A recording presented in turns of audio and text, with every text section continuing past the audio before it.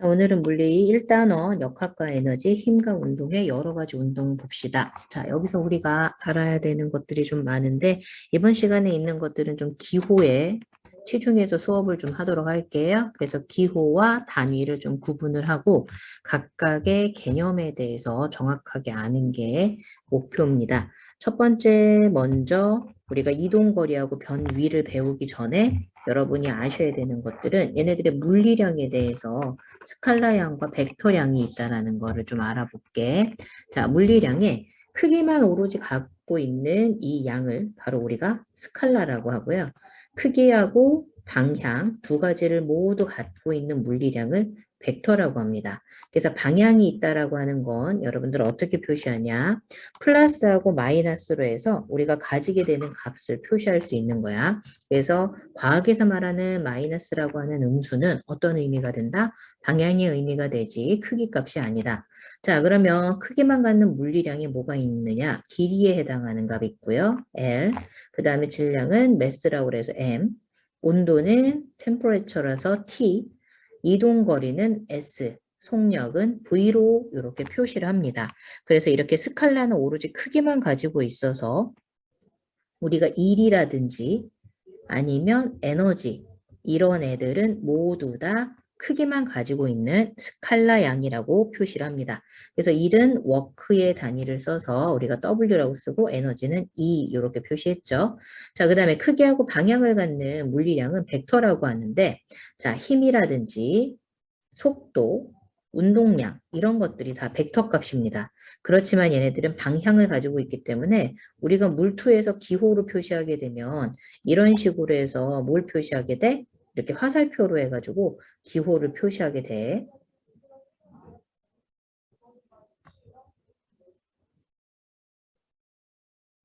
자, 그 다음에 요거 말고도 벡터 값으로 또 표시할 수 있는 게 바로 뭐냐면 힘하고 속도, 운동량 말고도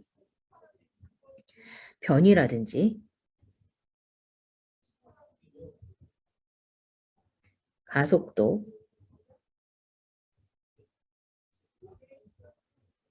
아니면은 충격량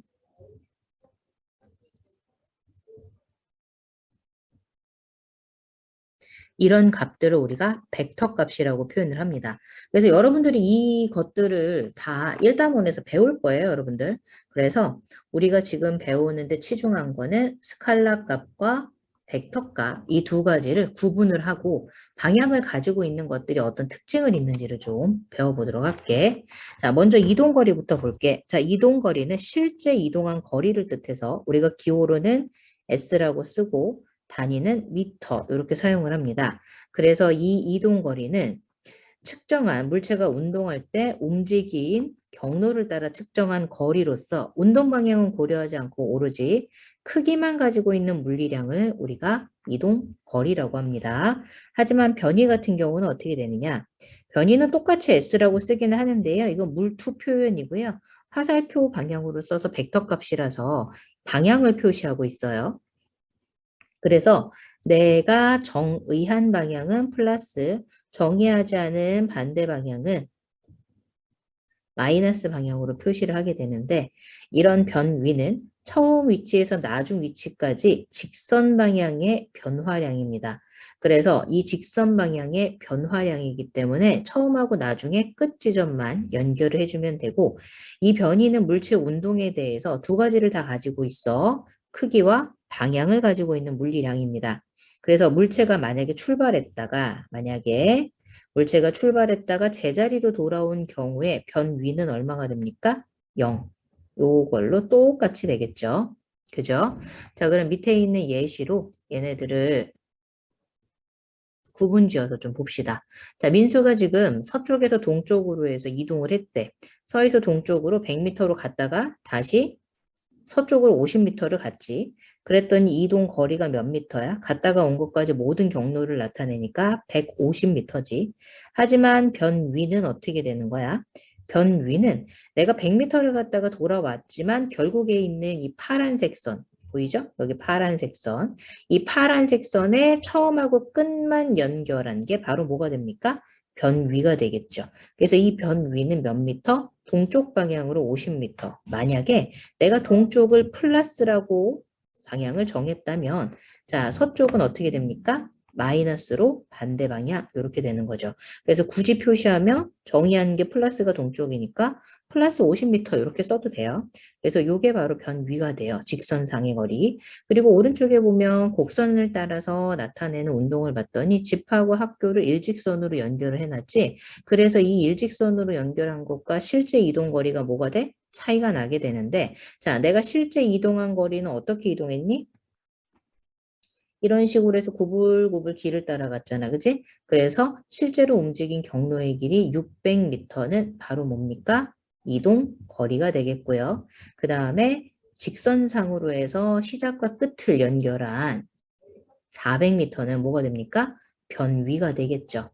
됐죠? 자, 그래서 변위가 400m. 만약에 오른쪽으로 가는 게 플러스였으면 변위를 플러스라고 적으시면 돼요. 그래서 기본적으로 선생님은 동서남북 사방위를 이렇게 표시하게 되면 동쪽으로는 플러스를 잡았으면 왼쪽으로는 마이너스, 북쪽으로 플러스를 잡았으면 아래쪽은 마이너스 이런 식으로 잡습니다. 이렇게 공통으로 한번 해놓게 되면 규칙적으로 해서 우리가 변화량을 측정하기가 좋아서 실수할 일이 적으니까 이렇게 좀 맞춰보도록 할게요.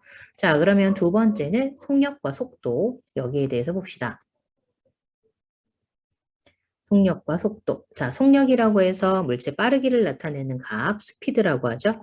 그래서 이 속력은요, 자, 우리가 S라고, 스피드라고 쓸 것 같지만, 이동거리가 이미 S였기 때문에 V라는 식을 쓰고, 단위는 미터 퍼 세크를 사용을 합니다. 스칼라 값이기 때문에 방향이 없어요. 그래서 물체의 빠르기만 나타낸 물리량으로 단위 시간 동안에 물체가 이동한 거리로 나타납니다. 그래서 시간분의 이동 거리가 바로 속력이에요. 그래서 밑에 있는 식, 요건 중학교 때부터 계속 한 식이니까 당연히 알고 있겠죠. 그래서 시간분의 이동 거리가 바로 우리가 속력으로 잡고요. 단위는 미터 퍼 세크로 이렇게 사용을 해요.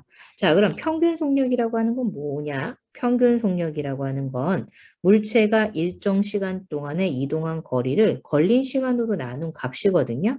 근데 이 평균 속력에 관한 것들이 좀 여러 가지가 있어서 간단하게 좀 정리를 하고 갈게요.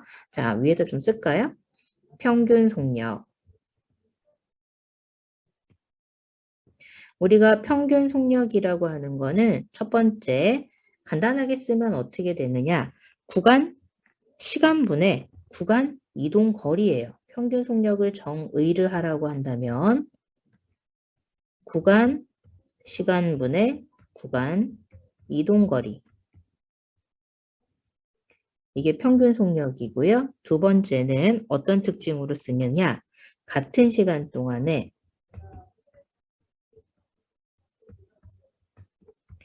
같은 거리를 갈 수 있는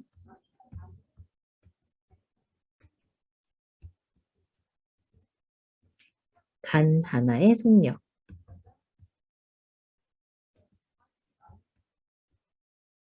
그래서 앞글자만 따서 이렇게 외워요. 같은 시간 동안에 같은 거리를 갈 수 있는 단 하나의 속력, 단속 이렇게 설명을 합니다. 왜 이렇게 설명을 하냐면 예시를 좀 들어볼게.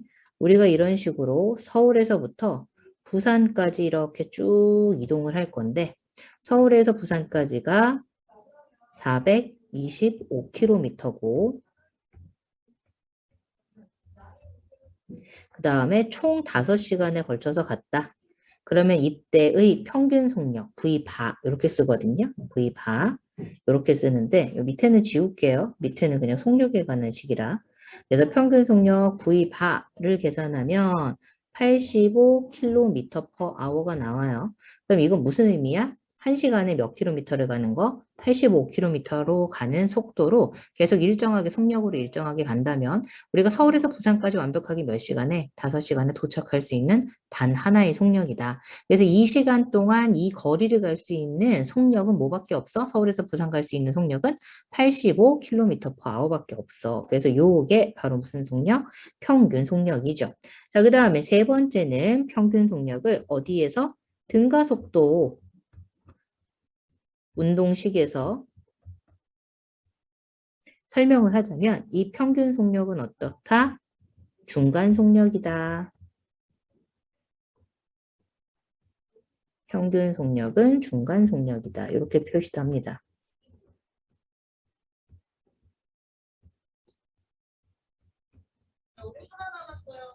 그래서 평균 속력이 중간 속력이다라고 하는 건 의미가 어떻게 되냐면 내가 시간과 속력에 관한 그래프를 간단하게 그릴게. 이렇게 됐을 때 등가속도 운동이라고 하는 건 속력이 일정하게 이렇게 증가하는 그래프를 가지고 있습니다. 이렇게 됐을 때 처음 속력이 10m/s, 나중 속력이 t초였을 때 14m/s예요. 등가속도 운동이니까 VT 그래프에서 이렇게 오른쪽 위로 올라가고 있죠. 그럼 우리가 이때 평균 속력 구하는 방법이 이제 두 가지가 있다고 했을 때 어떻게 구하느냐? 첫 번째 방법은 전체 걸린 시간, 이건 이제 4초라고 할게요. 전체 걸린 시간이 4초였으면 밑에 있는 전체 면적, 빨간색 색칠한 면적 있죠? 이 면적을 구하면 돼요. 그래서 사각형에 해당하는 면적 10 곱하기 4니까 40m. 그 다음에 삼각형에 해당하는 면적 4분의 4, 4, 4, 16 절반이니까 8m. 그래서 이렇게 계산해서 전체 48m니까 12m/s가 중간 속력, 즉 평균 속력이에요. 그죠? 근데 이 지금 중간 속력인지 무슨 의미냐? 전체 시간이랑 전체 걸린 거리를 계속 계산하려면 우리가 면적을 계속 일일이 계산해야 되는 단점이 있지? 그래서 그걸 어떻게 하는 거야? 우리는 중간 속력으로 해서 계산을 좀 빠르게 하려고 그래. 그래서 지금 봐봐. 처음 속력이 10이고 나중 속력이 14m/s인데 그거를 평균을 내서 중간 속력을 하게 되면 똑같이 12m/s가 나오죠. 그죠? 그래서 12m/s가 나오니까 이렇게 위에서 시간하고 면적을 일일이 계산하지 않고 우리 앞으로는 이제 위 방향처럼 계산하지 않고 이렇게 등가속도 운동에서는 아래 그래프를 통해서 이렇게 중간 속력, 이 중간 속력으로 해서 계산하겠다라는 걸 설명을 한 겁니다. 됐습니까? 별로 어렵지 않죠? 그래서 이렇게 중간 속력으로 쓰자. 이렇게 해야지만 빠르게 풀 수 있다. 이게 평균 속력에 대한 내용입니다. 자, 그럼 두 번째 속도 보도록 합시다. 속도라고 하는 거는 속력과 똑같은 기호인 V를 쓰기는 하는데요. 위에 플러스 마이너스가 있어서 벡터 값을 표시를 할게. 물리원에서는 벡터 표시를 안 하는데 여러분들 어차피 나중에 배우면서 계속 할 것 같아서 물투에서 하는 내용을 먼저 좀 갖고 와서 수업을 하도록 할게요. 자, 속도는 벨로시티라고 하는 건데 이 속도와 속력의 가장 큰 차이점은 뭐냐면 일정 시간 동안 이동한 거리를 나타내긴 하지만 우리가 시간분의 거리라고 해서 똑같은 값을 나타내긴 하지만 이 속도라고 하는 건 운동 방향과 두 가지를 다 나타내. 빠르기를 나타내는 거야. 그래서 이 속도를 다르게 얘기하면 우리가 뭐라고 얘기하냐면 운동 상태라고 하고요. 이 운동 상태를 다시 얘기하면 빠르기와 방향이라고도 표시를 합니다. 그래서 운동 상태를 표시하게 됐을 때 빠방 빠르게 하고 방향 요 두 가지를 다 따로따로 얘기를 해줘야 된다는 뜻이야. 그래서 물체 운동 방향과 빠르기를 함께 나타내는 물리량이 속도인데 이 속도는 단위 시간 동안의 물체 변이 뭐가 달라졌어? 단위 시간 동안 뭐 1초든 그지? 아니면 뭐 1시간이든 1분이든 단위 시간은 뭐 1초가 될 수도 있고 1분이 될 수도 있고 1시간이 될 수도 있잖아. 어떠한 시간에 변하는 위치 변화량을 뜻하는 거지. 위치 변화량? 위치라고 해서 우리가 어떤 물체가 어디에 존재하는가를 나타내기 위해서는 어떻게 기준점과 방향과 거리 요 세 가지를 모두 다 나타내야 되니까 요거는 조금 주의를 할게요. 왜? 몰라서 좀 틀려오기보다는 생각을 안 하고 있으니까 그래서 요 세 가지를 좀 주의할게요. 그래서 단위 시간 동안은 물체 변위, 위치 변화량을 기준으로 해서 정의를 하는데 한쪽 방향을 내가 플러스라고 하면 다른 반대 방향은 뭐가 됩니까? 마이너스가 됩니다. 그럼 여기서 우리가 속도는 벡터 값이라고 하는데 왜 벡터가 되는지 좀 보도록 할게요. 지금 V는 T분의 S. 아까 속력하고 식이 똑같죠? 그래서 좀 바꿀게요. V랑 S에는 변위와 속도기 때문에 자 속력하고 이동거리하고는 구분을 해야 되겠죠? 그래서 어떻게 식을 썼습니까? V는 T분의 S라는 식을 통해서 위에다가 화살표를 얹었어요. 뭘 가지고 있는 겁니까? 여러분? 뭘 가지고 있어요? 음, 방향을 가지고 있죠? 그래서 방향을 가지고 있어서 V는 T분의 S. 그래서 벡터라는 방향 값을 가지고 있으려면 항상 식 내에 자 이렇게 화살표 표시가 있는 방향을 가지고 있는 값을 서로 가지고 있어야 됩니다. 됐죠? 그래서 스칼라랑 벡터량까지 해서 간단하게 속도에 대해서 설명을 했어요. 자 그럼 뒤쪽 보도록 할게요. 밑에 개념 확인하기 풀어야 돼요 여러분들 이런 거?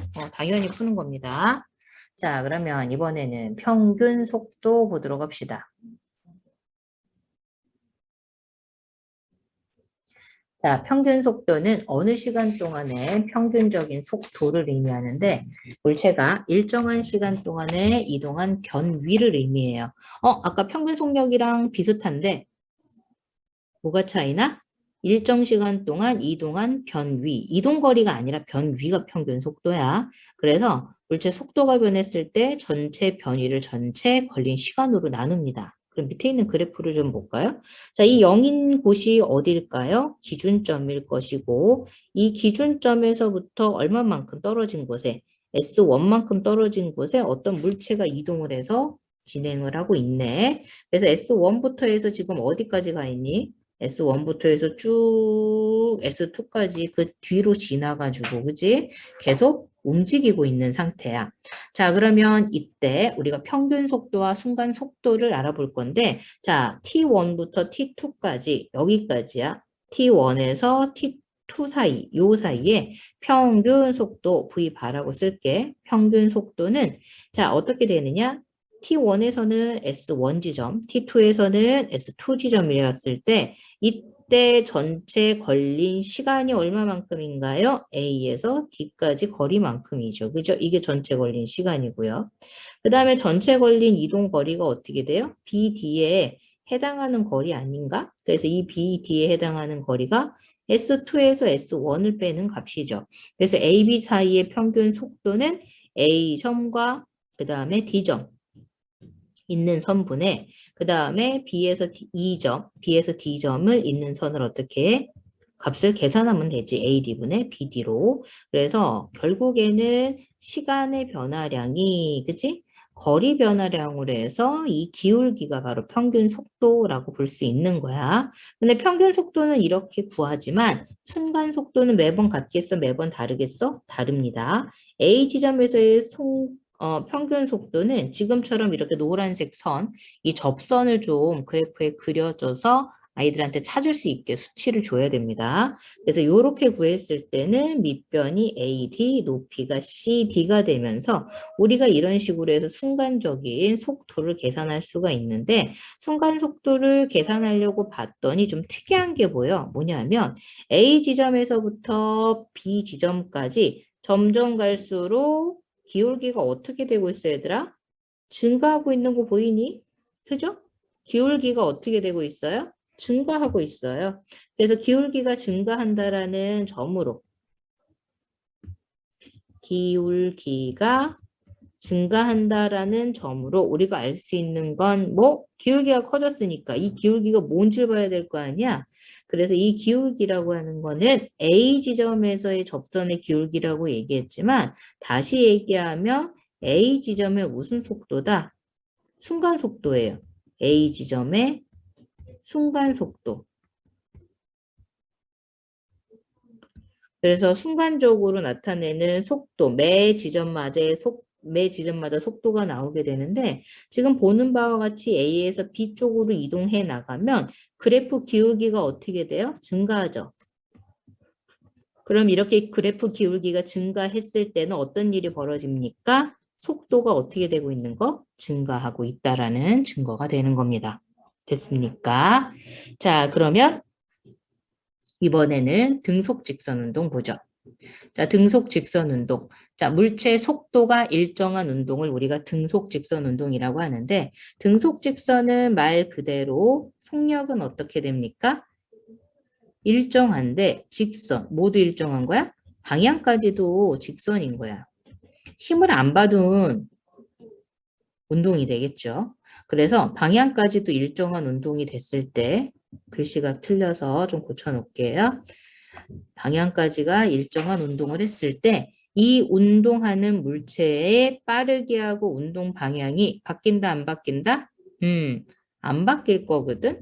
똑같아. 속력도 일정하고 방향도 일정하니까 시간하고 위치 그래프를 봤더니 그래프가 어떻게 되니? 오른쪽 위로 이렇게 올라갑니다. 왜? 시간에 따라 일정한 거리를 지금 계속 가고 있는 거거든. 그래서 시간분의 이동한 거리의 기울기 그래프가 어떤 거야?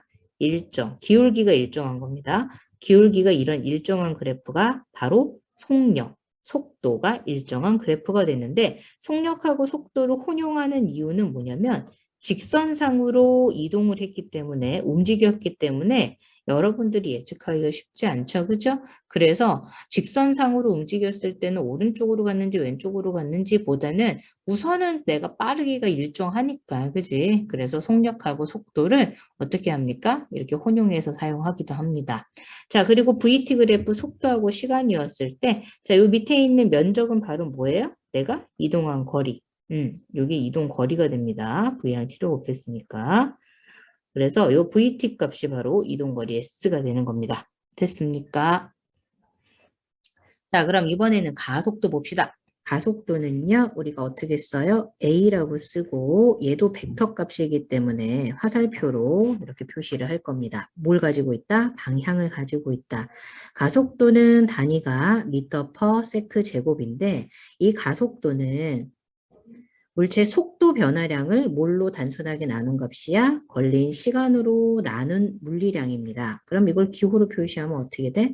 이렇게 나누면 되겠다. 그치? 걸린 시간분의 속도 변화량. 그래서 우리가 가속도를 시간분의 속도 변화량이라고 해서 여기 t와 v-v0 이런 식으로 나타냈죠. 변화량은 항상 언제나 나중에서 처음 값을 빼는 겁니다. 자, 그래서 가속도를 이렇게 걸린 시간분의 속도 변화량으로 나타냈을 때 얘는 뭘 가지고 있어요? 크기와 방향 두 가지를 모두 다 가지고 있어요. 가속도는 단위 시간 동안의 속도 변화량인데 이 단위 시간이 몇 초인가? 1초입니다. 1초를 기준으로 해서 나타나는 속도 변화량이고요. 이 가속도의 방향은 누구 방향이랑 같아요? 알짜 힘의 방향과 같습니다. 이거 반드시 아셔야 돼요. 알짜 힘의 방향은 누구 방향이랑 같다? 가속도 방향과 같다. 자, 가속도 방향이라고 해서 가방은 알방 이런 식으로 해서 우리가 암기할 거예요. 가속도, 알짜임의 방향은 가속도 방향 굉장히 중요한 거예요. 자, 그럼 가속도에 대한 식으로 나타낸 게 A가 T분의 V-V0인데 벡터 값을 누가 가지고 있어? 여기 속도가 가지고 있는 거지. V-V0 여기가 바로 속도를 가지고 있는 벡터 값입니다. 자, 그러면 A하고 T의 관계가 무슨 관계예요? 반비례 관계 보이죠? 그죠? 그 다음에 여기 속도 변화량은 어떻게 됩니까? 비례 관계가 되는데 지금 가속도하고 시간을 반비례 관계로 굳이 잡는 게 중요한 게 아니라요. 우리가 가속도 정의에 의해서 가속도 법칙을 얘기를 했었잖아요. 그러면 뒤쪽에서 가속도 법칙도 지금 설명을 할 건데 우선은 가속도의 정의만 정확하게 기억을 할게요. 가속도는요. 나는 이렇게 쓸 거예요. 지금 설명했지만 1초당 무슨 변화량이다? 속도 변화량. 1초당 속도 변화량을 우리는 뭘로 볼 것이다? 가속도로 볼 것이다. 그래서 이 가속도 방향은 누구 방향과 같다? 알짜 힘의 방향과 같다. 이렇게 볼게. 그럼 평균 가속도하고 순간 가속도를 알아보자. 자, x축에는 시간 t를 두고요. y축에는 속도 v를 두게 됐을 때 속도가 점점 증가하는 이런 그래프를 그렸습니다. 속도가 지금 이렇게 위로 올라가고 있지, 그지? 그래서 일정 시간 동안의 속도 변화를 무슨 가속도? 평균 가속도라고 하고 어느 한순간의 가속도는 순간 가속도라고 한다. 그래서 아까 나왔던 ST 그래프가 아니라 이번에는 무슨 그래프? VT 그래프야. VT 그래프로 봤을 때 속도가 점점 증가하는데 내가 T1부터 T2까지 이때의 이동 거리가 얼마만큼 되겠어요? 시간이 되겠지, 그지? 이만큼의 거리가. 그죠? 이게 시간 변화량, 델타 T입니다. 그죠? 그 다음에 Y축에 해당하는 B에서 D까지 거리. 여기가 바로 뭐가 되겠어요? 속도 변화량이죠. 뭐 델타 V죠. 보이죠? 델타 V예요. 그러면 평균 가속도 A 바라고 할게요. 평균을 나타내는 건 T1에 있는 속도 A와 그 다음에 T2에 있는 속도 B의 평균적인 가속도를 계산하라는 의미야. 그러면 X축에 해당하는 증가량분의 Y축에 해당하는 증가량을 계산을 하면 되겠네. AD 길이분의 BD 길이. 그래서 밑에 있는 T2에서 T1 뺀 게 시간 변화량. 그 다음에 V2에서 V1 뺀 게 무슨 변화량? 속도 변화량. 그러면 초당 속도 변화량. 이게 바로 뭐야? 가속도잖아. 그지? 그런데 시간이 어떻게 되니? 굉장히 길지. 그지? 얘는 시간이 구간이 있는 거야. 그지? 구간 시간인데 내가 얘를 구간 시간이 아니라 이 시간을 굉장히 어떻게 돼? 줄인 거야. 델타 t를 굉장히 줄여서 너네 미분 배웠으면 리미트, 그지? n을 무한대, 뭐 0으로 보냈을 때, 뭐 이런 식인 거지. n을 0으로 보냈을 때, 이런 식으로 굉장히 작은 값으로 시간을 줄이게 된다면 한 점에서의 뭐가 나와? 기울기가 나오지. 그래서 한 점에서의 기울기가 내가 선을 그릴게. 요렇게 될 거야. 파란색 선. 그죠? A 지점에서의 접선의 기울기입니다. 이 접선의 기울기가 그럼 바로 뭐가 됩니까? 순간 가속도가 되는 거죠. 그럼 순간 가속도는 똑같이 AD의 길이에다가 이번에는 누구 길이? CD 길이를 구해야 되는데 요 길이는 줄 거예요, 여러분들. 여러분 보고 뭐 미분하라고 안 합니다.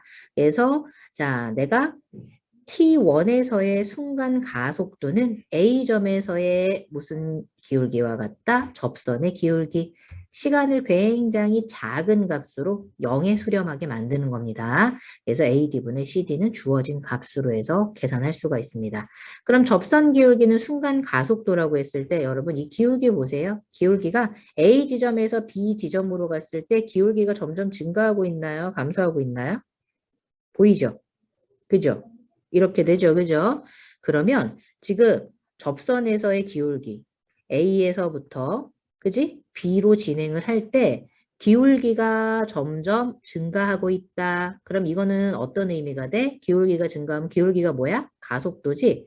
가속도가 어떻게 되고 있다? 증가하고 있다. 그럼 가속도가 커지면 그지? 우리가 힘의 정의식은 좀 알아둘게요. 뒤에서도 어차피 나오지만 F는 ma라고 그래서 중력을 mg로 썼던 거 기억나? g가 중력 가속도였죠. 여기서 a가 가속도예요. 그러면 물체가 움직였을 때 질량은 변화가 없으니까 얘는 일정하고 방금 얘기했듯이 뭐가 커지면 a값, 가속도가 증가하면 결국에는 뭐가 커지는 거야? 알짜 힘이 커지는구나. 그래서 기울기가 VT 그래프에서 기울기가 커지게 되면 가속도가 증가하니까 뭐가 커지고 있다? 알짜 힘이 증가하고 있다라는 결과가 나오는 겁니다. 됐나요? 자, 요 밑에 확인 예제 개념 확인하기 문제 반드시 푸세요. 왼쪽 페이지 8페이지에 있는 것도 푸셔야지 됩니다. 그리고 뒤로 넘어갑시다.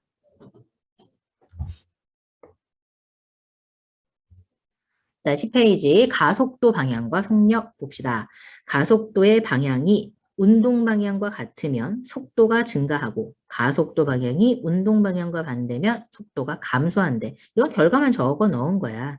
그런데 여러분들 내가 아까 얘기했죠? 가방은 뭐라고 그랬더라? 가속도 방향은 무슨 방향? 알짜 힘의 방향.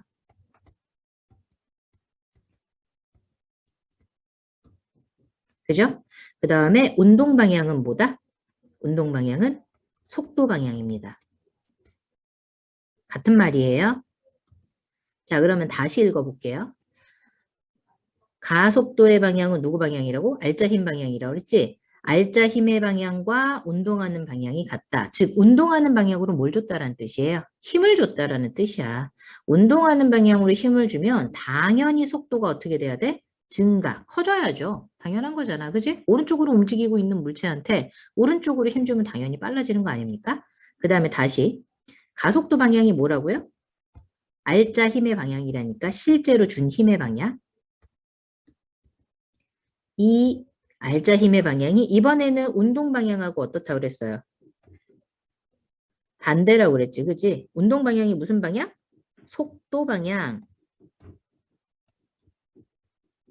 근데 아까는 어땠어? 같았어. 같았어. 하지만 이번에는 어땠어? 반대야. 반대야. 그럼 반대가 됐을 땐 속도가 어떻게 됩니까? 감소, 줄어드는 거죠. 그럼 그거에 대한 예시 문제를 좀 풀어볼게요. 첫 번째, 가속, 속력이 점점 빨라지는 거죠. 그래서 20m/s에서 30m/s로 속력이 어떻게 됐어요? 증가했어요, 여러분들. 이렇게 증가했을 때 0에서 2초까지 내가 무슨 가속도를 계산합니까? 평균 가속도 계산하는 거죠, 뭐. 그럼 0에서 2초까지 몇 초 동안? 2초 동안 속도 변화량을 계산을 해야 되는데 속도라고 방금 얘기했어. 선생님은 일반적으로 오른쪽을 속도를 플러스로 잡습니다, 여러분. 그래서 플러스로 잡았을 때 나중 속도에서 처음 속도를 어떻게 하면 됩니까? 빼면 되겠죠? 20m/s로. 그러면 이 값이 얼마가 나와요? 결국에 플러스 5, 이렇게 플러스 나와야 돼. 플러스 5m/s. 이런 식으로 제곱. 이렇게 나오는데 그럼 이건 무슨 뜻이야? 1초의 속도가 얼마씩 증가한다? 5m/s씩 증가한다. 플러스가 나왔으니까 증가한 거야. 증가한 거야. 플러스가 나왔으니까. 됐어요? 그러면은 요거를 간단하게 좀 풀어봅시다. 무슨 소리냐? 지금 V1이 제로였을 때 20m/s면 내가 1초가 지났어. 그럼 속도가 얼마가 돼야 돼? 1초였을 때는. 그이 중간 속도가 돼야지 25m/s가 언제일 때? 1초였을 때 속력인 거고 0초였을 때가 얼만 거야? 20m/s인 거고 그 다음에 2초였을 때가 속도가 얼만 거야? 30m/s인 거야. 별 내용 아니죠, 그죠? 자, 이번에는 감속 과정 볼게요. 감속은요, 속력이 점점 어떻게 돼? 느려지는 거죠. 아까 가속이 빨라지는 거였으니까. 그럼 속력이 느려지게 되면 어떻게 됩니까? 40m/s가 20m/s보다 속도가 빠르죠. 그럼 이때도 이 속도 평균 가속도를 계산한 거예요. 평균 가속도는 4에서 6초니까 결국 2초 동안에, 그지? 2초 동안에 속도가 얼마 변한 건가요? 나중 속도에서 처음 빼야 돼요. 얘네 둘 다 같은 방향이니까 플러스. 그럼 20에서 얼마 빼야 돼? 40이네. 그지? 40m/s. 전체 m/s. 이렇게 됐으니까 가속도 얼마 나와? 마이너스 10m/s 제곱 나오죠. 뭐가 나온다고요? 마이너스 나온다니까 여러분. 마이너스. 그럼 마이너스가 나오니까 1초당 속도가 마이너스 10m/s씩 증가가 되거나 같은 말로 또는 1초당 10m/s씩 줄어든다. 이 마이너스니까 증가라고 하면 안 되지. 감소라고 하자. 마이너스. 이렇게 하면 증가가 틀렸다는 말은 아니야. 마이너스 10m/s씩이니까 빼주면 된다는 거. 이만큼을 더하라는 뜻이니까. 됐어요? 마이너스라고 하는 건 음수값이 아니다 얘기했잖아, 항상. 방향이라고 그랬잖아, 그치? 그 증가라고 말을 하는 이유는 더했다라는 뜻이야, 그냥 더했다. 됐어요? 마이너스 10씩 더했다. 그러면 결국에는 최종적으로는 속도가 줄어드는 거죠. 됐나요? 자, 그러면 등속 직선, 등속 직선 아니네. 등가속도 직선 운동 보도록 할게요. 자, 등가속도 직선 운동이라고 하는 거는 가속도가 어떤 운동이에요? 같을 등자잖아요. 일정한 거예요. 그래서 이 등가속도 직선 운동의 정의는 뭐냐? 직선상에서 속도가 일정하게 변하는 운동을 우리가 등가속도 직선 운동이라고 합니다. 그래서 가속도 크기가 일정한 직선 운동을 등가속도 직선 운동이라고 하는데, 자, 가속도 크기가 일정하다? 이게 등가속도잖아. 같을 등자니까. 자, 그래서 이런 대표적인 예시로 뭐 있어? 자유낙하. 우리 옛날에 했었어요. 통합과학 시간에, 그지? 그래서 공기 중에 있던 높이 H에 있던 물체를 떨어뜨리면 이 물체가 점점 갈수록 속력이 어떻게 돼? 일정하게 증가하죠. 그래서 자유낙하 운동 또는 빗면 내려오는 운동도 속력이 일정하게 증가하기 때문에 그래프 생각이 나나 모르겠네. 등가속도 운동의 가장 대표적으로 그래프가 VT 그래프를 그리면 안 그려도 돼요. 이거는 VT 그래프를 그리게 되면 좀 이따 할 거거든요. 이렇게 오른쪽 위로 올라가는 자유낙하 운동하는 대표적인 그래프가 이렇게 됐거든요. 0에서부터 속도가 일정하게 증가하고 여기서 기울기가 뭐였더라? 중력 가속도로 G 이렇게 됐었단 말이에요. 자, 그래서 요거 옛날에 배운 건데 자, 물체 처음 속도를 이제 0으로 안 잡고요. 처음 속도가 있어요. V0라고. V0로 있고 T시간 동안 등가속도 운동을 해서 나중 속도가 V가 됐을 때 등가속도 직선 운동식은 다음과 같다라고 써 있기는 한데 우리가 이 식을 외우는 거는 아니고 식상을 암기한다기보다도 그래프상에서 좀 찾는 연습을 좀 하도록 할게요. 특별히 등가속도 운동식의 1번하고 2번식 있죠? 1번하고 2번식 같은 경우는 그래프상에서 우리가 찾아야 돼요. 이거 어디에 있다고요? 1번, 2번식은 그래프상에 존재합니다. 그래서 그래프상에 존재하는 식이고요. 그 다음에 1번, 2번식을 정리하면 맨 아래 세 번째 식이 나오는데요. 이 세 번째 식은 뒤쪽에서 역학적 에너지가 보존되는 그 식에서 나중에 이제 다시 유도하도록 할게요. 그래서 요거는 정리하는 식인데 특별하게 1번, 2번식은 많이 쓰니까 외울 필요는 없지만 세 번식은 3번째식은 암기를 하면은 풀기가 어떨 뿐이다? 쉬울 뿐이다. 3번식을 몰라도 계산은 할 수 있지만 우리가 방정식 안 풀고 빠르게 풀려면 3번식은 암기하는 게 좀 편리하다. 이렇게 좀 알아두시면 될 것 같아요. 자, 그럼 등가속도 직선 운동 그래프를 보고 아까 위에 있던 1번하고 2번에 해당하는 얘네들 있죠? 그죠? 1번, 2번에 해당하는 식을 만들도록 할게요. 만들도록 할게. 자, 등가속도 직선 운동 그래프 봅시다. 등가속도라고 하는 거는 또 반복할게. 가속도가 어떻게 되는 거야? 등, 같다. 이런 의미지. 그래서 첫 번째 그래프, 여기서 세 가지 그래프가 나오는데 가속도 시간 그래프라 그래서 AT 그래프, 속도 시간 그래프라 해서 VT 그래프, 위치 시간 그래프라 그래서 ST 그래프. 그래프가 모두 몇 가지 나왔어? 세 가지 나왔어. 그런데 여기서 제일 중요한 식이 뭐예요? 물어본다면, 그래프가 뭐예요? 물어본다면 속도 시간 그래프입니다. 속도 시간 그래프가 최고로 중요하고요. 이거를 변형시키면 ST 그래프, 이거를 변형시키면 AT 그래프가 그려질 수 있도록 여러분들이 그래프를 바꿀 수 있어야 됩니다. 됐죠? 그럼 속도 시간 그래프 먼저 볼게요. 이 속도 시간 그래프가 제일 중요한 이유는요.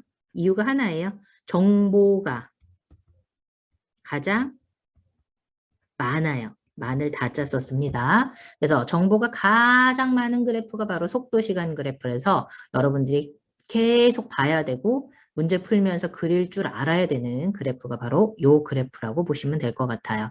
그럼 시간하고 속도 그래프 보도록 할게요. 자, 처음 속력이 얼마인가요? V0예요. 그죠? V0고 나중 속력이 뭐예요? V라고 그랬거든요. 그럼 V0에서부터 V까지 속도가 지금 변하고 있다. 그럼 여기가 바로 뭡니까?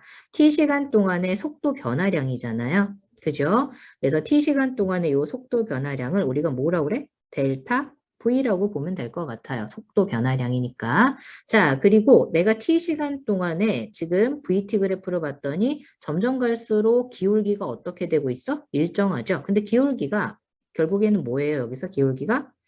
델타 T분의 델타 V.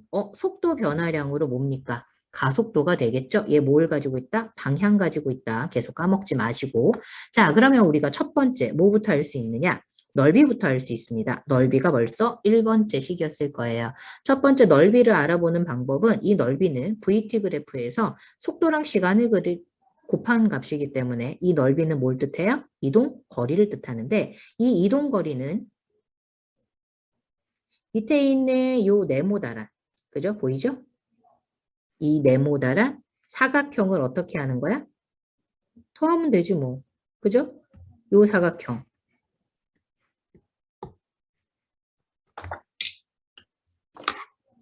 요 사각형, 정확하게 사각형 면적 그리면 여기서부터죠? 그죠? 여기서부터 여기까지. 요 사각형 면적이 바로 이동한 거리. 그 다음에 위쪽에 빨간색에 어디 부분? 이 부분. 보이죠, 지금? 레이저로 선생님 썼어요. 요 부분이 바로 뭐예요? 삼각형 면적이에요. 두 가지를 어떻게 하면 됩니까? 더하면 되겠죠? 그럼 먼저 사각형 면적 얼마예요? 가로가 t, 높이가 v0. 아, 그러면 v0 t가 사각형 면적이고요. 그죠? 지금 내가 쓴 요 면적은 사각형 면적이에요. 그 다음에 삼각형 면적은 어떻게 됩니까, 여러분? 삼각형 면적은 밑변은 t, 높이가 at래. 갑자기 이 at가 어디서 나왔는지 생각을 한 번만 해볼까? 자, 내가 가속도에 관한 정의가 있었어. 그지? 가속도는 시간분의 무슨 변화량? 속도 변화량. v-v0. 보여요? 자, 그럼 v-v0가 결국은 뭐예요? 델타 v 아닙니까? 그럼 이 델타 v를 그대로 놓고 우리가 지금 이 값이 뭐라고 그랬지 지금? 여기서 구했잖아. 델타 v라고. 아, 그러면 이 델타 v에다가 얼마를 나누면 델타 t로 나누면 가속도구나. 그럼 이 델타 v를 놔두고 나머지로 옮기면 a 곱하기 델타 t. 오, 여기서부터 여기까지가 t니까 at가 바로 어딥니까? 위쪽에. 아, 여기네요. 그죠? 그래서 이거 델타 대신에 그냥 t 썼다고 할게요. 왜? 0부터 계산을 했으니까 뭐 별 문제 아닌 것 같아요. 0부터 계산했으니까 여기를 그냥 t로 보도록 할게요. at가 바로 델타 v 속도 변화량이네요. 됐죠? 그죠? 여기 해결이 됐죠? 그럼 이 at가 바로 지금 뭐라고요? 속도 변화량 델타 V예요. 그죠? 자, 그럼 밑변은 T. 어디가 T라고? 여기가 T예요. 선생님 지금 밑줄근. 그지? T. 높이가 얼마? AT. 삼각형이니까 얼마? 2분의 1. 그럼 얼마야? 2분의 1 AT 제곱이 되겠지. 이게 바로 누구 면적이라고? 이렇게 되는 삼각형 면적. 됐어? 사각형하고 삼각형 면적 다 더한 게 그러면 이동거리가 될 거 아니야, 넓이가. 그죠? 넓이가 이동거리. 그래서 이동거리에 관한 식이 뭘로 나와요? V0t 플러스 2분의 1 AT제곱 이렇게 나옵니다. 자, 그럼 얘를 가지고 그래프 그릴 거야. 자, t에 해당하는 거는 x축이라고 생각하시고 그 다음에 s에 해당하는 거는 y축이라고 생각하시면 그래프 무슨 그래프 나옵니까? 위치 시간 그래프 나오죠. 그래서 오른쪽 봐봐요. t가 바로 x축이죠? 그죠? 그 다음에 s가 바로 무슨 축이에요? y축인 거잖아. 아, 몇 차 함수예요? 2차 함수 여러분들 다 배웠죠? 그래서 2차 함수 그래프가 나오니까 오른쪽 위로 이렇게 올라가는 그지? 그래프가 포물선 그래프가 나오죠. 자, 그래서 이동거리는 V0t 플러스 2분의 1 AT 제곱으로 아래로 이렇게 오목한 그래프가 나오는데 그럼 매 지점에서의 속도는 어떻게 되는지 봅시다. 지금 그래프 기울기 보이죠? 앞에서 배웠어요. ST 그래프에서 그래프의 기울기는 바로 뭐였더라? 여러분? 그래프의 기울기는 속도가 되겠지. 그러면 지금 기울기가 증가하네? 음. 그럼 기울기가 속도라고 그랬으니까 속도가 어떻게 되는 거야? 증가하는구나. 이걸 알려주는 그래프인 거예요. 보이죠? 그죠? 그래서 접선의 기울기가 점점 증가한다. 그러면 뭐가 증가한다? 속도가 증가한다. 이렇게 보시면 돼요. 자, 그리고 가속도에 관한 그래프로 보려고 그랬더니 자, 여기서는 그럼 기울기가 어떻게 되느냐? 기울기가 바로 뭐라고 그랬지? 가속도 A라면서요. 근데 지금 가속도, 기울어진 정도가 어디서나 다 어때요? 같지 않아? 처음부터 끝까지 기울어진 정도가 또 똑같잖아. 그러면 A 값이 어떻게 된 상태? 일정한 상태. 그럼 A 값이 일정하니까 무슨 값으로 일정해? 양수로 일정하거든. 플러스로 일정하니까 플러스 A로 일정한 왼쪽 그래프 AT 그래프가 나옵니다. 그래서 가속도가 일정한 그래프가 나오고 A 값이 일정하니까 밑에 있는 그런 면적은 뭘 뜻하느냐. 여기 있는 면적은 넓이가 자, 누구랑 누구를 곱한 겁니까? A하고 T를 곱한 건데 아까 얘기했잖아요. 그죠? AT 곱한 게 바로 뭐라고요? 속도 변화량이라고 얘기하지 않았어요? 그죠? 그러면 이때 AT 곱한 게 속도 변화량인데 플러스 AT예요. 그죠? 플러스 AT. 그러면 증가량인 거예요. 플러스. 가속도가 플러스 값이니까 증가량인 거예요. 속도가 더해진다고요. 그죠? 그래서 속도가 더해지는 증가량으로 이렇게 표시가 됩니다. 가속도가 얼마일 때? 플러스일 때. 그래서 이 넓이가 속도 증가량이 되고 밑에 있는 그래프는 뭐가 되느냐? 위에 거랑 조금 비교해 볼게요. 밑에 있는 그래프도 가속도가 일정한 등가속도 직선 운동 그래프는 맞습니다. 근데 차이점은 뭐냐면 얘는 속도가 증가하는 그래프죠. 아래쪽은 속도가 어떻게 되고 있어요, 여러분들? 이런 식으로 해서 내려가고 있어요, 속도가. 감소하는 거 보이죠? 그죠? 그럼 속도가 감소하니까 어떤 일이 벌어졌어요? 시간당 속도 그래프가 아래쪽으로 내려가요. 그럼 아래쪽으로 내려가게 되면서 차이가 나는 게 처음 방향으로 같은 방향으로 이동한 거. 내가 속도를 지금 플러스 V로 잡은 거야. 그러면 아래쪽으로 반대 방향으로 이동한 건 여긴 마이너스 V지. 뭐가 바뀌었어? 부호가 바뀌었어. 부호가 바뀌면은 운동 방향이 바뀐 거야. 그래서 위쪽으로 가는 거는 플러스 S, 처음 방향으로 이동한 거리를 플러스 S로 잡은 거고 그 다음에 반대 방향으로 이동한 거리는 마이너스 S, 마이너스 방향으로 잡은 겁니다. 여기까지 됐죠? 자, 그러면 여기 X절편에 해당하는 여기 부분이 나오네요. 속도가 0인 부분이 나오죠. 그죠? 그러면 우리가 수학에서 있는 X축 절편이라고 얘기해 봅시다. 그러면 X축에 해당하는 X절편, X축 절편 말고 그냥 X절편이라고 쓸게.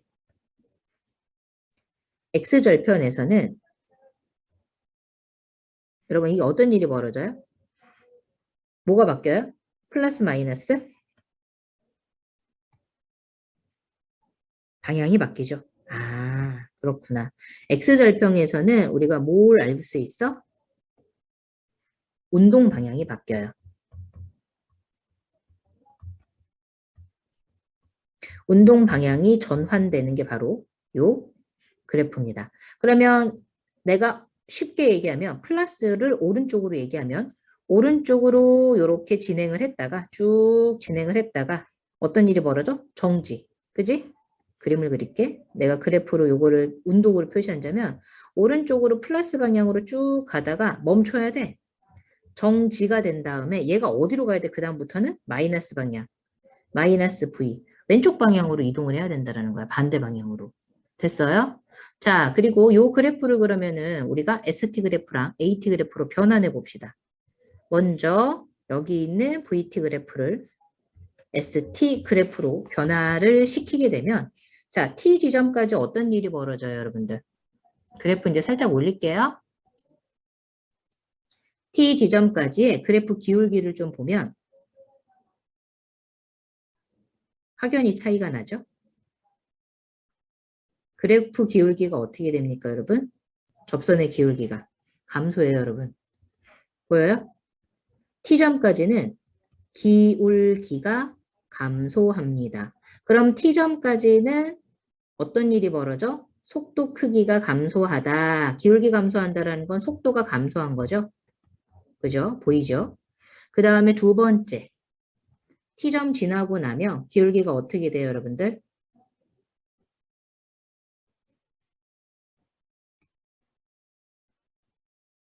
이렇게 잡을게요.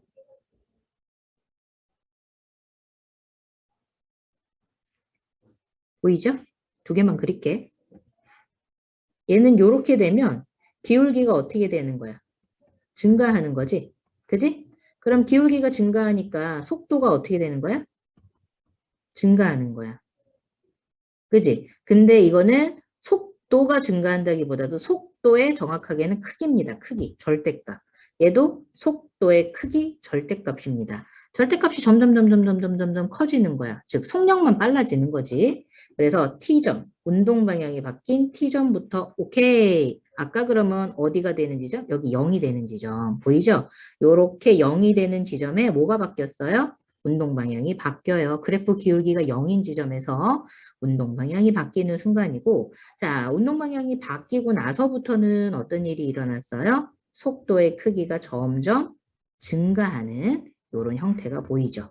그 전까지는 감소하다가. 됐죠? 자, 그리고 왼쪽에 AT 그래프를 그려볼게요. AT 그래프를 봤더니 좀 달라요. 그래프 기울기가 아래쪽으로 내려갔으니까 기울기가 뭐가 됩니까? 음수죠, 그죠? 기울기는 음수예요. 그래서 마이너스로 일정하죠. 그래서 마이너스로 이렇게 일정하게 됐을 때 마이너스 값을 갖기 때문에 마이너스 값 자체를 더해주면 속도가 증가해 감소해 감소하게 되겠죠. 됐나요? 됐나요? 속도 감소량으로 이거 마이너스 AT예요. 근데 여기 시간이 2T다. 그지? 여기 2T면은 면적 그대로 그냥 할게. 마이너스 A, 2T 이렇게 따로따로 쓸까? 이렇게 하면 될 것 같아요. 됐습니까? 그래서 플러스하고 마이너스가 방향이 있다는 걸 여러분들이 계속 염두에 두어야지만 문제 풀 때 유리합니다. 됐습니까? 자, 그 다음에 마지막에 여러 가지 운동까지 하고 끝낼게요. 자, 여러 가지 운동이 지금 운동 방향만 변하는 운동과 또 하나는 속력과 운동 방향이 모두 변하는 운동 두 가지를 다 볼 건데 먼저 원운동부터 볼게요. 원운동은 물체가 원을 그리며 도는 운동이 원운동이에요. 이 원운동은요, 운동 방향만 변하는 운동입니다. 그러면 운동 방향만 변하는 운동의 두 가지를 나타낸 거죠. 원운동이거나 그 중에서 무슨 원운동? 등속 원운동. 그럼 원운동이 포함된 거죠. 뭐 이게 제일 큰 범위지만 그중에서 속력이 굳이 일정한 원운동을 나타냈으니까. 맞죠? 자, 그럼 원운동은 물체가 원을 그리면서 도는 운동인데, 자, 그중에서 물체가 원궤도를 그리면서 일정한 속력으로 회전하는 운동을 바로 등속 원운동이라고 합니다. 그래서 물체 속력은 일정하지만 운동 방향은 되게 중요해. 운동 방향이 어떻게 돼? 원궤도의 무슨 방향이다? 접선 방향입니다. 원궤도의 접선 방향으로 자, 매 순간 변해요. 계속 바뀌는 거야. 그래서 밑에 그림 봐봐. 빨간색으로 나타낸 거는 모두 다 무슨 방향이야? 운동 방향이지. 그래서 운동 방향이 반시계 방향으로 뱅글뱅글뱅글 돌고 있고, 그 다음에 중심 방향으로는 지금 뭐가 있어? 중심 방향으로 90력이라고 그래서 중심으로 이렇게 잡아당기거든. 잡아당기거든. 90력이 없으면 이 물체는 어떻게 될까? 움직이지 못합니다. 끊어지게 되면 어떤 일이 벌어지느냐? 지금 현재 여기에서 끊어지잖아요. 지금 A 지점에서 끊어지게 되면 이 물체는 중력이 없었을 때 그냥 이렇게 운동 방향, 왼쪽 방향으로 쭉 직선으로 날아가는 거예요, 여러분들. 예외 없어요. 이렇게 그냥 계속 직진으로 해서 운동하는 겁니다. 중력 없이 생각해야 돼요. 자, 그리고 만약에 그러면 여기 B 지점에서 끊어졌다고 해보자, 실이. 실이 끊어지면 얘는 그럼 어디로 가느냐? 그냥 이 지점의 연장선인 요 방향으로, 아래 방향으로 쭉 직선으로 날아가는 거예요, 여러분들. 그래서 요 방향 바뀐다, 안 바뀐다? 안 바뀌어요. 됐습니까? 그래서 이렇게 직선으로 계속 운동한다라는 거 알아두시면 되는데, 자, 그럼 이 등속원 운동에서 원의 중심 방향으로 작용하는 모든 힘은 어떨까요? 일정합니다. 원의 중심 방향으로 작용하는 모든 힘은 일정하게 작용이 되고요. 그러면은 구심력의 크기가 모두 어떻다? 같다라고 구할 수가 있겠죠. 그래서 원의 중심 방향으로 작용하는 힘이 구심력이면 반대 방향으로 작용하는 거는 원심력이에요. 지금은 안 배워요. 이거는 물투 과정에서 더 열심히 할 거라서 지금은 안 할 겁니다. 자, 그래서 등속 원운동으로 해서 반시계 방향으로 운동했을 때 운동 방향과 구심력의 각도가 몇 도예요? 수직이다. 기억하세요. 이렇게 힘의 방향과 운동 방향이 수직이었을 때 뭐만 바뀝니까? 속력은 일정하고 뭐만 바뀐다? 방향만 변하는 운동을 하게 되는 겁니다.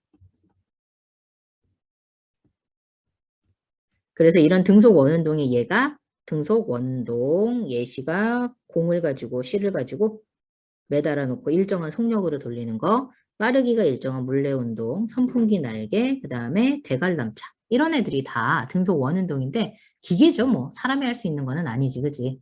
자, 그래서 이게 바로 운동 방향만 변하는 운동이에요. 그럼 요거 좀 질문 하나 해볼까? 운동 방향이 변하면 속력은 일정하고 운동 방향이 물체 속력은 일정하고 운동 방향이 변한다 그랬지? 그래서 이거는 가속도 운동일까? 등가속도 운동일까? 가속도가 일정할까? 안 일정할까? 잘 모르겠지, 그치? 헷갈리지, 그치? 근데 여러분이 이거는 지금 중요하지 않고, 여기서 제일 중요한 거는 뭐냐면, 얘네들을 등속도라고 그래서 등가속도라고 보시면 안 돼요. 왜냐하면, 속력은 일정하지만 뭐가 바뀌고 있어요, 여러분들?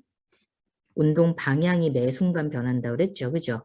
그죠? 그렇기 때문에 얘는 가속도 운동이에요. 뭐야? 아까 F는 MA라고 하는 식, 요건 좀 알아두라고 그랬는데 질량이 일정해요, 여러분들. 구심력이라고 그래서 원의 중심 방향으로도 힘도 일정하거든요. 그죠? 그죠? 그런데 내가 A 값이 일정하냐 보다면 크기는 일정합니다, 여러분. 크기는 일정해요. 크기는 일정하지만 뭐가 안 같아? 방향이 계속 바뀌어. 지금 힘의 방향 봐봐.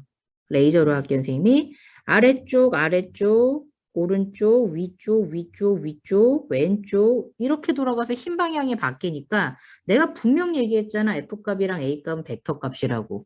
크기가 같다고 이게 같은 운동이 아니야. 가속도 운동은 맞는데 그지? 이건 맞는 말이야.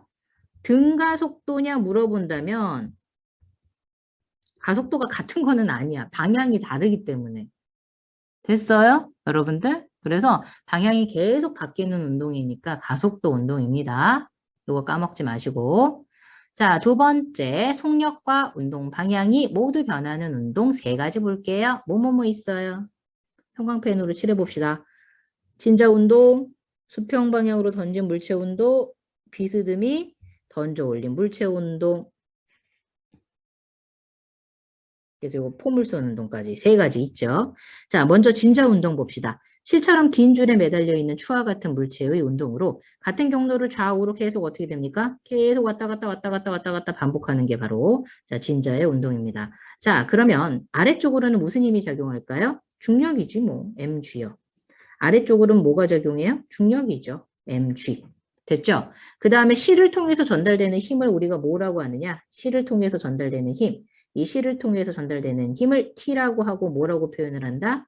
장력이라고 표시를 합니다. 뭐라고요? 장력이요. 자, 그럼 두 가지 힘을 어떻게 할 수 있어요? 합성할 수 있죠? 그래서 평행사변형법에 의해서 이렇게 대각선을 그리게 되면 이 아래쪽 방향으로 얘도 마찬가지로 이렇게 평행사변형 그리면 아래쪽 방향으로 자, 물체가 어떻게 됩니까? 힘을 받아서 움직이는 겁니다. 자, 그럼 매 순간마다 속력이 같을까요? 다를까요? 다르겠죠, 당연히. 그래서 최고점에서는 자, 위치 에너지가 최고가 되고 운동 에너지가 없어서 속력은 얼마입니까?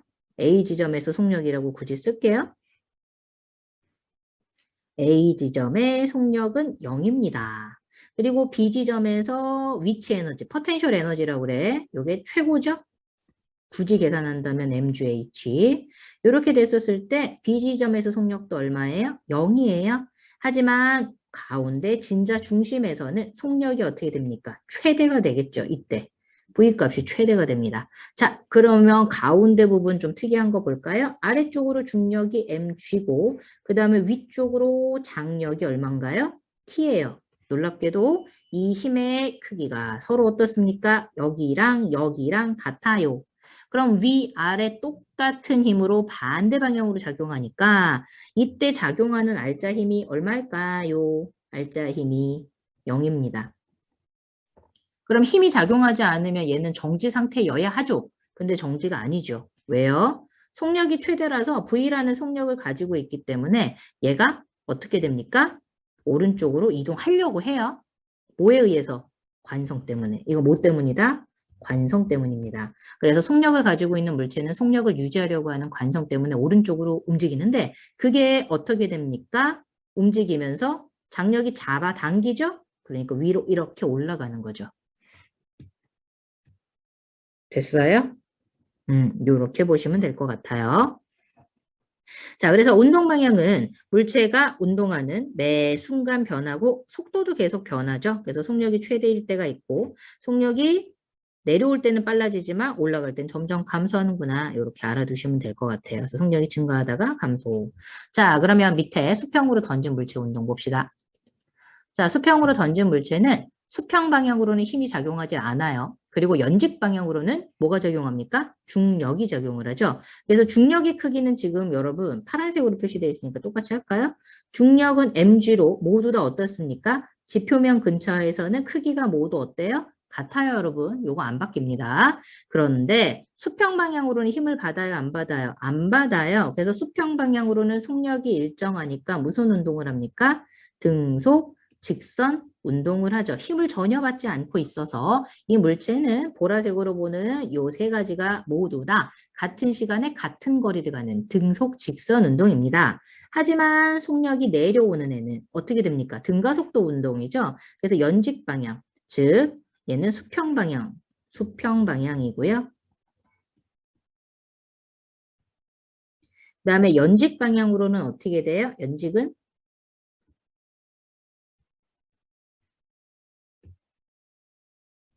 연직 방향은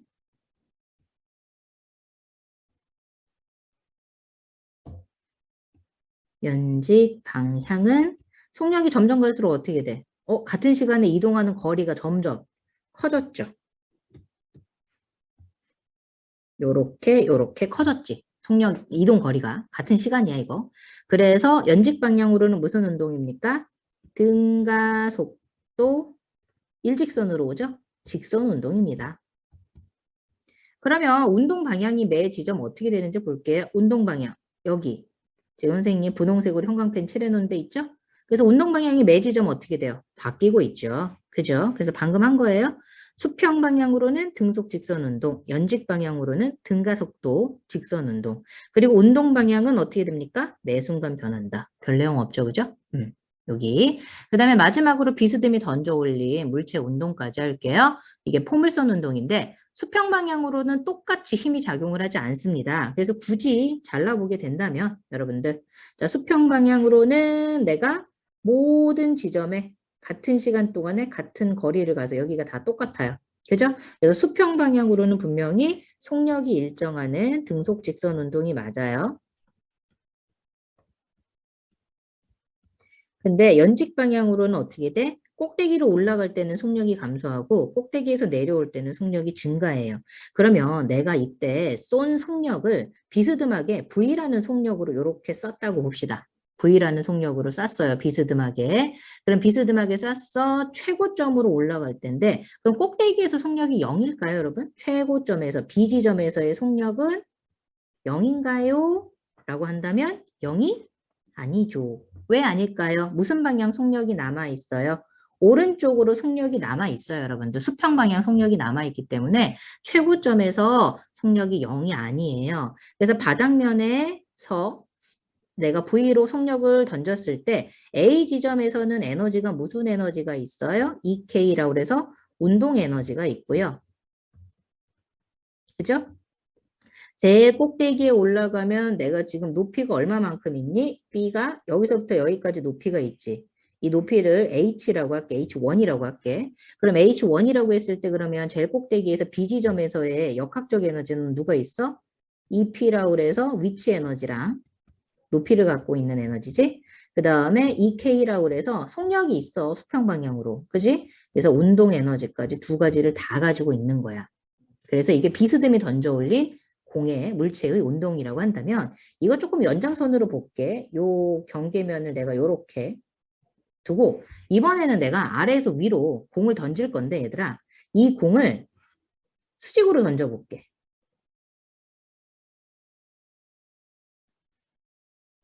공을 똑같은 공이야. 그래서 여기 면에서 수직으로 V로 던질게. 똑같은 속도야. V. 그럼 이건 무슨 공의 운동이야? 연직 위로 던진 공의 운동이야.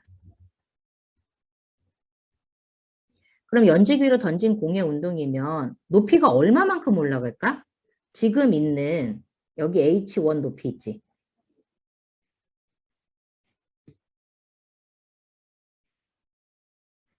필요 없는 거 좀 지울게. 자, 그래서 여기 있는 높이까지 같이 올라갈까? 이만큼까지? 아니면 더 올라갈까? 덜 올라갈까?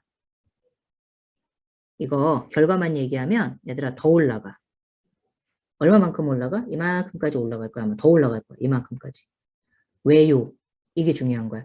이만큼 돼서 여기 올라간 높이가 H2거든? H2가 H1보다 얘들아 커. 왜? 얘는 최고점에서 무슨 에너지밖에 없어? 운동 에너지밖에 없어. 아유 미쳤다. 운동 에너지래. 미안. 위치 에너지밖에 없어. 왜요? 여기서 속력이 얘는 0이거든. 아까 수평 방향으로 있던 속력이 있었지 얘들아. 요거. 그지? 이 수평 방향 속력이 얘는 존재하잖아. 그지? 근데 얘는 꼭대기로 올라가면서 속력이 존재하지 않아. 그러면 바닥에 있던 무슨 에너지가, 운동 에너지가, 그지? 최고점에 올라가가지고 다 역학적 에너지로 바뀌었기 때문에 오른쪽하고 왼쪽하고 똑같이 V로 던졌을 때, 그지? 양쪽에 V로 던졌을 때 분명히 역학적 에너지는 똑같아. 역학적 에너지가 운동 에너지랑 위치 에너지랑 더한 거지. 하지만 왼쪽은 운동 에너지가 살아 있어서 높이가 상대적으로 낮고 오른쪽은 운동 에너지가 지금 있어 없어? 없지 그지? 운동 에너지가 없고 위치 에너지만 살아남았으니까 100% 전환이 돼서 더 높이까지 올라가는 겁니다. 됐어요? 그래서 연직 위로 던진 공의 운동은 최고점에서의 속력이 얼마다? 0입니다. 그래서 최고점에서의 속력이 0이지만 최고점 속력이 있어 없어? 없어. 0이야. 하지만 왼쪽에 있는 비스듬히 던져 올린 공은 최고점에서 속력이 존재한다. 자, 그리고 운동 방향은 그럼 어떻게 표시하느냐? 물체가 운동하는 동안 매 순간 변하는데 포물선의 접선 방향이 물체의 무슨 방향이다? 운동 방향이다. 라고 생각하시면 됩니다. 됐죠? 그래서 여기까지 진도를 제일 앞에 소단원 했고요. 뒤쪽부터 문제를 풀 거예요. 그래서 셀파 탐구 이런 거 빼먹지 마시고 다 읽으시고 뒤쪽부터 해서 문제 끝까지, 단원 끝까지 풀어주시면 되겠습니다. 자, 오늘 여기까지 좀 진도를 나갔고요. 다음번에는 다음 단원으로 찾아볼게요. 끝.